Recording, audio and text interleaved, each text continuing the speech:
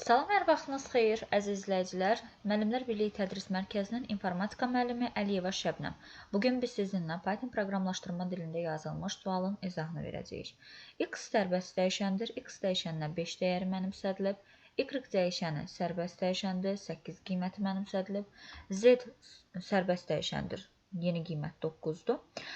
Sonradan isə uşaqlar burada x-ə y-in dəyəri mənimsədilib. Deməli, burada artıq swap algoritmindən istifadə olunur və x-ə y-ə yeni qiyməti mənimsədilibsə, y-in qiyməti nədir uşaqlar? 8. Deməli, biz x-in ilk qiymətini fikrimizdən çıxardıb, son qiymət 8-i tutacağıq fikrimizdə. Və y-ə isə x-in qiymətini mənimsədib. Y-ə x-in qiymətini mənimsədibsə, x-imizin son qiyməti 8-dir.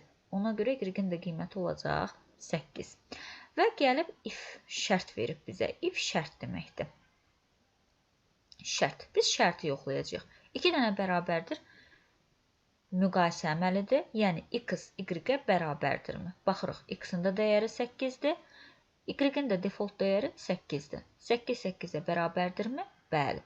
Və şərt ödəndiyinə görə ifin dövrünə düşürük. İfin dövründə print əməliyyatı var. Print çap əməliyyatını icra eləyir və print zamanı dırnaqlar gedir.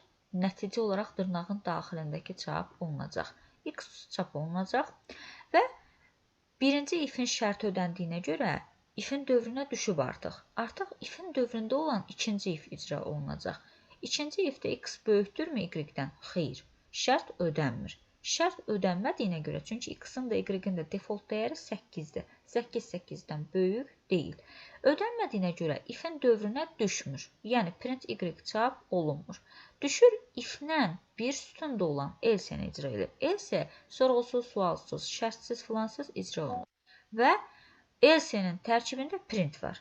Printin də daxilində z var. Deməli, z çapa gedəcək. Olacaq cavab x, z, A bəndi.